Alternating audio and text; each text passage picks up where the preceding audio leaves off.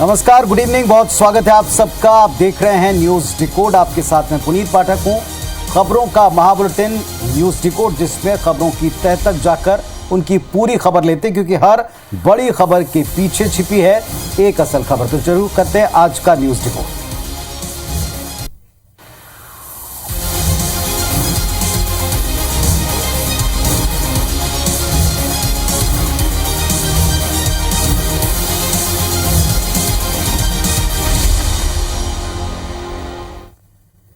कल का दिन बड़ा महत्वपूर्ण है और इसकी तैयारियां पूरे देश में और खास तौर पर मध्य प्रदेश में जारी हैं।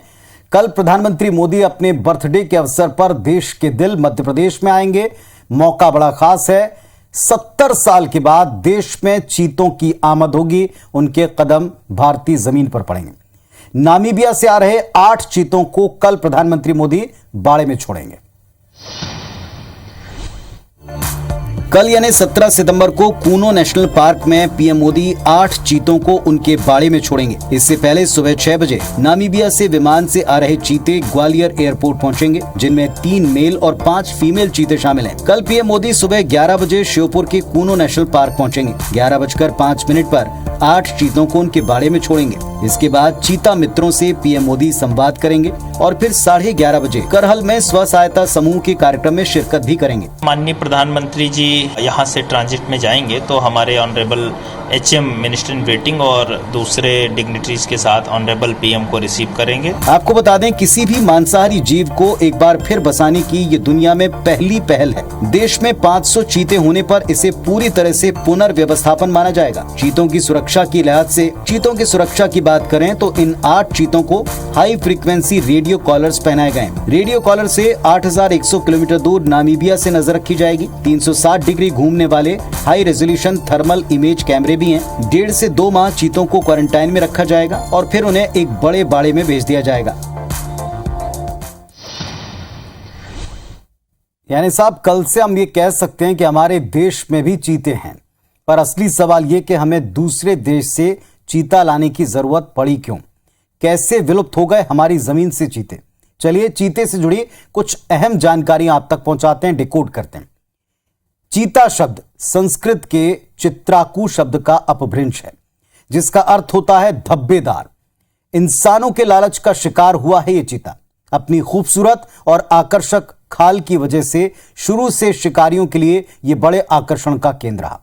इतिहास में पहली बार चीता पालने का साक्ष्य संस्कृत ग्रंथ मनसोल्लास में मिलता है। ऐसा ही कहा जाता है कि मुगल बादशाह अकबर ने 49 वर्षों के शासनकाल के दौरान अपने शाही चिड़ियाघर में लगभग 9000 चीते रखे। वर्ष 1613 में मुगल सम्राट जहांगीर ने अपनी आत्मकथा तुझो के जहांगीरी में कैद में रखे गए किसी चीते द्वारा शावक को जन्म देने का दुर्लभ वर्णन भी किया है।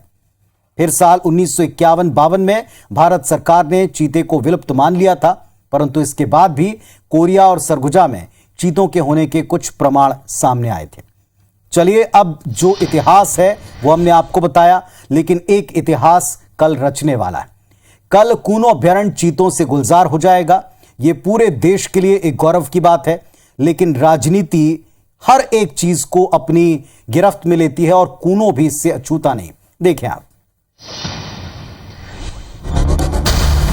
ये दुनिया में अपने तरह का पहला मौका होगा जब किसी जानवर को एक महाद्वीप से लाकर दूसरे महाद्वीप पर बसाया जाएगा। सीएम शिवराज ने कहा कि अब एमपी चीता स्टेट भी बनने जा रहा है, तो प्रभारी मंत्री भारत सिंह कुशवाहा ने कहा कि इससे श्योपुर में पर्यटन को बढ़ावा मिलेगा। सौभाग्य मानता हूं कि हम टाइगर स्टेट तो थे ही, लेपर्ड स्टेट भी हैं, चीता स्टेट भी मध्य प्रदेश होने वाला है। चीते शिफ्ट होने से एक तो रोजगार के अवसर मिलेंगे, पर्यटक जहां देखने के लिए आएंगे तो लोग अपना छोटा पूरा धंधा कर सकते हैं। लेकिन कांग्रेस इसे यूपीए शासनकाल में पर्यावरण मंत्री रहे जयराम रमेश की पहल बता रही है। स्थिति यह है कि श्योपुर से कांग्रेस विधायक बाबू जंडेल ने ऐलान कर दिया कि पीएम के दौरे वाले दिन वो विरोध दर्ज कराने के लिए अनशन करेंगे। बाढ़ की स्थिति बड़ी खतरनाक है, आदमियों के पास खाने में रोटी नहीं है। 17 तारीख को धरना प्रदर्शन करूंगा। सियासी बयानबाजी के दौरे के बीच सरकार का ये दावा है कि चीतों के आने से पर्यावरण बढ़ेगा, पर्यटन को बढ़ावा मिलेगा और इसका सीधा फायदा स्थानीय लोगों को ही होगा।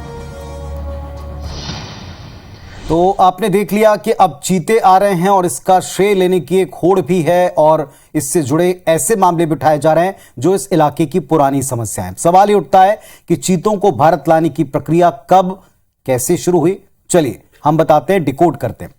साल 2009 में चीते को लाने के लिए केंद्र और राज्य सरकार के साथ अंतर्राष्ट्रीय चीता एक्सपर्ट की चर्चा हुई। 2010 में भारतीय वन्यजीव संस्थान यानी वाइल्ड लाइफ इंस्टीट्यूट ने भारत में चीतों को बसाने के लिए संभावित क्षेत्रों का बाकायदा सर्वेक्षण किया। इन 10 स्थानों में कूनो अभ्यारण्य, जो वर्तमान में कूनो राष्ट्रीय उद्यान है, सार्वजनिक तौर के ऊपर जितने भी उद्यानों को देखा गया उनमें सबसे ज्यादा उपयुक्त पाया गया। कूनो राष्ट्रीय उद्यान का 750 वर्ग किलोमीटर का क्षेत्र लगभग 2 दर्जन चीतों के रहवास के लिए पूरी तरह फेवरेबल है, उपयुक्त है।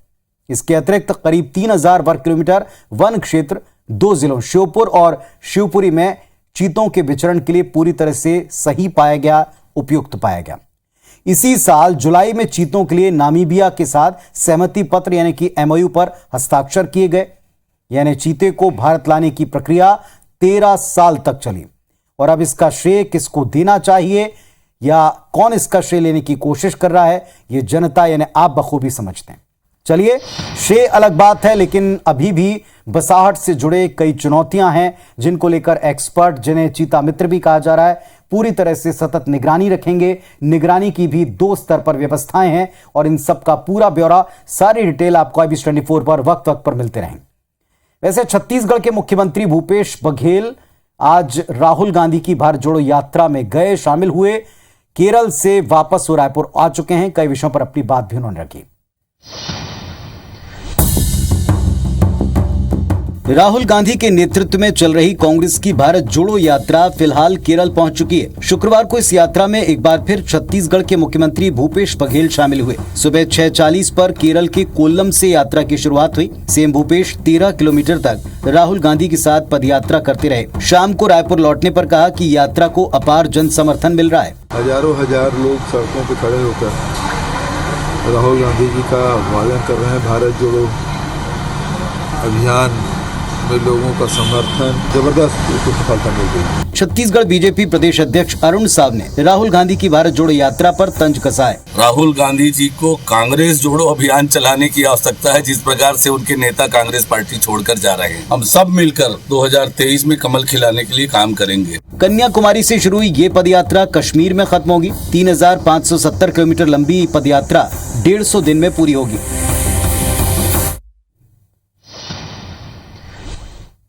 तो भूपेश बघेल भारत जोड़ो यात्रा में राहुल के साथ कदम से कदम मिलाकर चलते दिखाई दिए। आखिर इसके क्या मायने हैं, जरा इसको भी डिकोड कर लेते हैं। आपको बताते हैं इसके बारे में। पहली बात तो यह कि भारत जोड़ो यात्रा छत्तीसगढ़ से नहीं गुजरने वाली, लेकिन छत्तीसगढ़ कांग्रेस की मौजूदगी इस पूरी यात्रा में आप देख पाएंगे। सीएम भूपेश बघेल यात्रा के आगाज के वक्त कन्याकुमारी गए थे, फिर दोबारा केरल गए और आने वाले दिनों में भूपेश बघेल पदयात्रा में अलग अलग हिस्सों में शामिल होते आपको दिखेंगे।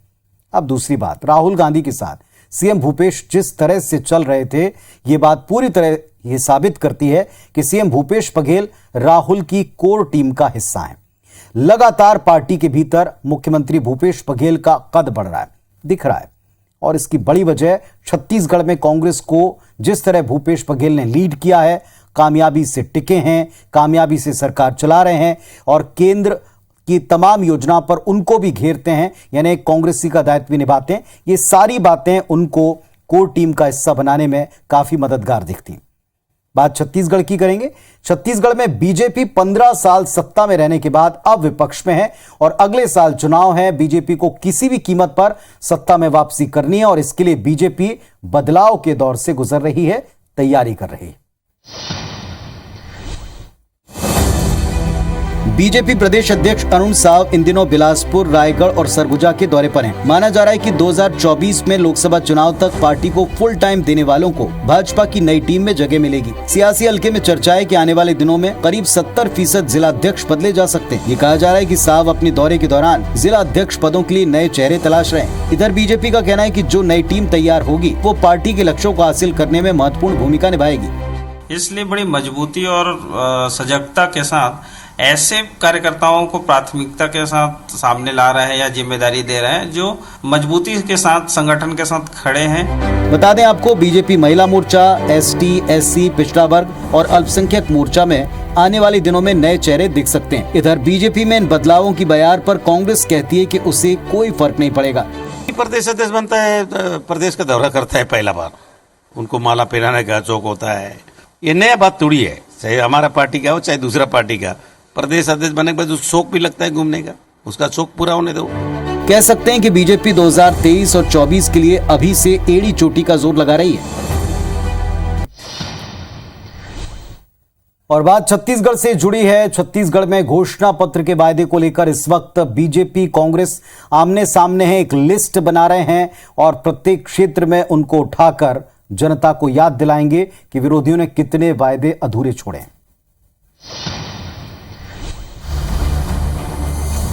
बीजेपी कांग्रेस दोनों दल चुनावी तैयारी में जुटे हैं। एक दूसरे पर चुनावी घोषणा पत्र में किए गए वायदों को पूरा न करने का आरोप लगाते हुए आगामी विधानसभा और लोकसभा चुनाव में जनता के बीच जाने की तैयारी कर रहे हैं। बीजेपी कांग्रेस के जन घोषणा पत्र को लेकर बूथ स्तर तक जाकर जनता से इसे लेकर सवाल करने की कार्यक्रम तैयार कर रही है। आप अपने जन घोषणा पत्र को घर में बैठ के जब अकेले में बैठते हैं तो पूरे उस 36 घोषणा पत्र को पढ़ लीजिए।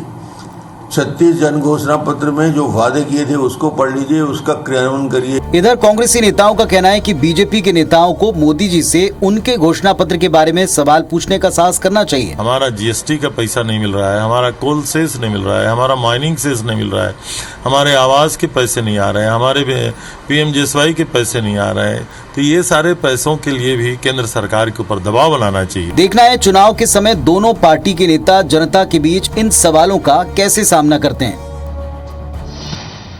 तो कांग्रेस पार्टी, बीजेपी एक दूसरे को उनके वायदों की याद दिला रहे हैं, अच्छी बात है, लेकिन इस बहाने हम चुनावी वायदों के डीएनए को भी जरा डिकोड कर लें, क्या स्थिति है। 100 की सीधी एक बात जो दिखती है, चाहे वो बीजेपी हो या कांग्रेस पार्टी हो, चुनावी घोषणा पत्र के सभी वायदे कोई भी अब तक पूरा नहीं करता है। वैसे चुनावी घोषणा पत्र एक महत्वपूर्ण दस्तावेज होता है, लेकिन ये औपचारिकता बनकर रह गया, ऐसा कहना भी गलत नहीं।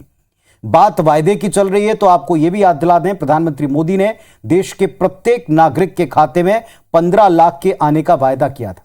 बाद में गृह मंत्री ने एक इंटरव्यू में इसे चुनावी जुमला तक बताया था और अभी भी आज की डिबेट तक में इसके अलग अलग तर्क बीजेपी नेता देते हैं। यानी चुनावी वायदों को जनता को गंभीरता से नहीं लेना चाहिए, क्या इस तरह का इंडिकेशन है। चुनाव के पहले वायदे तो कई किए जाते हैं, लेकिन सत्ता मिलने पर वायदों को हकीकत में तब्दील कर हर पार्टी के लिए इसे पूरी तरह 100% जमीन पर उतारना मुश्किल होता है और ये एक सच्चाई। चलिए अब इस सच्चाई के साथ में दल अपने अपने हिसाब से अपने अधूरे वायदों के लिए एक ढाल बनाते हैं कि विरोधियों की कितनी चीजें अधूरी हैं, और यही इस वक्त छत्तीसगढ़ में भी हो रहा है। मध्य प्रदेश की बात करेंगे और मध्य प्रदेश का वो घोटाला घपला जो चर्चित है। सबसे बड़े चर्च लैंड स्कैम के आरोपी बिशप पीसी सिंह पर जिला प्रशासन ने शिकंजा कसा है। जबलपुर कलेक्टर ने बिशप की करतूतों की जांच के लिए एक कमेटी बनाई और शुरुआती तौर पर क्या क्या गड़बड़ियां पाई, देखें आप। बिशप पीसी सिंह की करतूतों की जड़ तक पहुंचने के लिए जबलपुर कलेक्टर की ओर से बनाई गई जांच कमेटी की शुरुआती जांच में करोड़ों की जमीन अवैध रूप से बेचने के सबूत मिलने शुरू हो गए। दरअसल चर्च के पास मौजूदा तमाम जमीनें सरकार की ओर से अलग अलग मकसद से लीज पर दी गई। ऐसे में जिला प्रशासन सन 1920 के बाद से चर्च को लीज पर दी गई तमाम जमीनों की पड़ताल कर रहा है। इसमें इसके अलावा यूडब्ल्यू से कितने भी क्वेरीज आ रहे हैं उसको भी हम लोग लगातार रिप्लाई कर रहे हैं। जांच में पाया गया कि पीसी सिंह ने जबलपुर डायसिस के बिशप रहते कितनी जमीनें बेची और जो जमीनें हैं उनके इस्तेमाल में कहीं लीज शर्तों का उल्लंघन तो नहीं किया गया।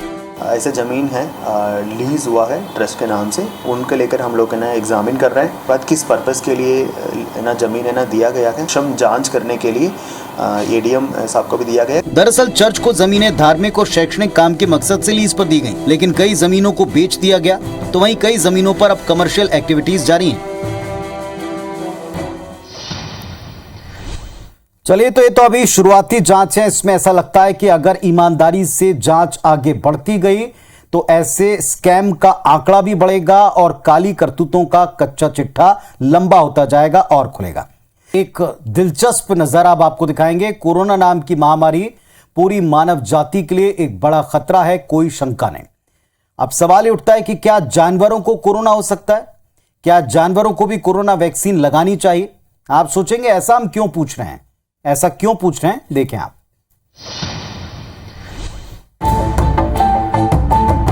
कोरबा के अजगर बहार स्वास्थ्य केंद्र में वैक्सीनेशन कर्मचारियों से मारपीट की तस्वीर सामने आई। मारपीट की वजह जानकर आप भी हैरान रह जाएंगे। दरअसल गांव का एक शख्स अपने 3 पालतू कुत्तों को लेकर अस्पताल पहुंचा और उन कुत्तों को कोरोना वैक्सीन लगाने की जिद किया। पहले तो स्वास्थ्य कर्मचारियों ने मजाक समझा, लेकिन बाद में वो जिद पर अड़ा रहा और स्वास्थ्य कर्मियों के मना करने पर मारपीट पर उतारू हो गया।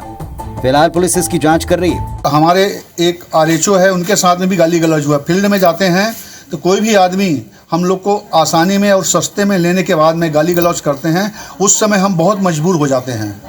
मजबूरी का फ़ायदा ये लोग हमसे उठा रहे हैं, तो हम इसके लिए क्या करें? हम शासन और प्रशासन और सुरक्षा विभाग से चाहते हैं कि हमारे जितने भी आदमी हैं उनके साथ में दुर्घटना घटती है, त्वरित कार्रवाई किया जाए। मारपीट के विरोध में स्वास्थ्य कर्मियों ने हड़ताल शुरू कर दी, जिससे वैक्सीनेशन कार्य प्रभावित हो रहा है। तो एक तरफ ये भी सच है कि लोगों को वैक्सीन लगाने के लिए लगातार बढ़ावा दिया जाता है, उत्साहित किया जाता है। दूसरी तरफ ऐसा भी हो रहा है, जो आपने इन तस्वीरों में देखा, वो सुरक्षा मांग रहे हैं, लेकिन जब तक सुरक्षा नहीं मिली, अगर काम बंद, तो यानी वैक्सीनेशन पर असर। खबर उज्बेकिस्तान से आई, जहां एससीओ की मीटिंग हुई। बैठक में 8 देशों के प्रमुख मौजूद रहे। भारतीय प्रधानमंत्री भी इसका हिस्सा बने। देखें।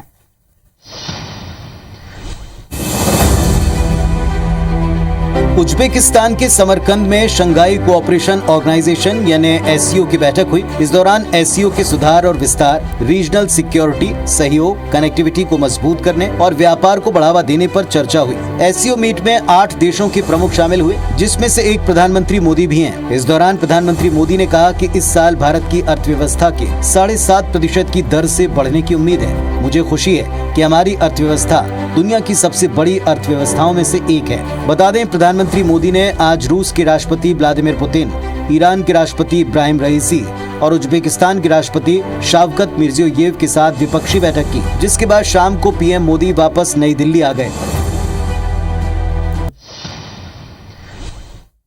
तो अब सवाल ये उठता है कि एससीओ है क्या, इसका क्या महत्व है? चलिए ये भी आपको बताते हैं, इसे डिकोड करते हैं। एससीओ यानी शंघाई कोऑपरेशन ऑर्गेनाइजेशन, इसका गठन हुआ साल 2001 में। एससीओ एक पॉलिटिकल, इकोनॉमिकल और सिक्योरिटी ऑर्गेनाइजेशन है। भारत, रूस, चीन और पाकिस्तान समेत इसके कुल 8 स्थायी सदस्य हैं। शुरुआत में एससीओ में 6 सदस्य रूस, चीन, कजाकिस्तान, तजाकिस्तान, किर्गिस्तान और उज्बेकिस्तान थे। 2017 में भारत और पाकिस्तान भी इससे जुड़े और उसके स्थायी सदस्यों की संख्या बढ़कर 8 हो गई। 6 देश Armenia, Azerbaijan, Cambodia, Nepal, Sri Lanka और टर्की एससीओ के डायलॉग पार्टनर हैं। 4 देश अफगानिस्तान, ईरान, बेलारूस और मंगोलिया इसके ऑब्जर्वर सदस्यों के तौर पर हैं और ये इस पूरे संगठन का ढांचा है। इस पूरे संगठन का जो प्रमुख उद्देश्य है, सिक्योरिटी के साथ साथ जो इकोनॉमिक फोरम है, इस पर इन देशों की प्रगति और साझा व्यापार या सहयोग, इसके ऊपर काम करना। अगली खबर पाकिस्तान से, जहां पूर्व प्रधानमंत्री इमरान खान का एक वीडियो सोशल मीडिया पर वायरल हुआ और इसका जमकर मजाक उड़ रहा है। क्यों? देखें आप। 1 किलो आटा 50 रुपए हमारे दौर में 1 किलो आटा था। आज वो कराची के अंदर 100 रुपए लीटर से ऊपर चला गया। ये पाकिस्तान के पूर्व प्रधानमंत्री इमरान खान हैं, जिन्होंने बताया कि पाकिस्तान के कराची में आटा 100 रुपए लीटर बिक रहा है। इमरान खान के इस बयान के बाद उन्हें लगातार ट्रोल किया जा रहा है। आटे का वजन किलोग्राम में किया जाता है, लेकिन इमरान खान ने उसे लीटर में बताया। दरअसल महंगाई को लेकर इमरान खान भाषण दे रहे थे, जिसमें कहा कि बढ़ती महंगाई के चलते आम जनता को सबसे ज्यादा तकलीफ है। कराची में आटे की कीमत 100 रुपए लीटर से ऊपर चली गई है। 50 रुपए हमारे दौर में 1 किलो आटा था। आज वो कराची के अंदर 100 रुपए लीटर से ऊपर चला गया। याद दिला दें आपको, कुछ दिन पहले भारत में कांग्रेस नेता राहुल गांधी ने भी आटे का वजन लीटर में बताया था, जिसके बाद उन्हें भी काफी ट्रोल किया गया। तो साहब, जुबान फिसलती और फिसलती रहती है, आम लोगों की भी फिसलती है, लेकिन जब कभी राजनेताओं की जुबान फिसली और आंकड़े या यूनिट गलत हुए तो फिर इसी तरह मजाक भी उड़ता है, चीजें वायरल भी होती हैं, विरोधी इसका फायदा उठाते हैं और जो पक्ष के लोग हैं इसकी सफाई में जुट जाते हैं। यहां भी ऐसे ही हो रहा है। आज के लिए न्यूज रिकॉर्ड में बस इतना ही। आपको याद दिला दें, कल सुबह जब आमद होगी कूनो में उनकी, जिनके लिए पूरा देश पलक पावड़े बिछाए हुए, उसके लिए हमारे तमाम 7 रिपोर्टर 7 अलग अलग जगहों पर कैमरों की नजर से पल पल का अपडेट देंगे। हमारे साथ, मेरे साथ आप भी जुड़िएगा। फिलहाल के लिए इतना ही। धन्यवाद, नमस्कार, शुभ रात्रि।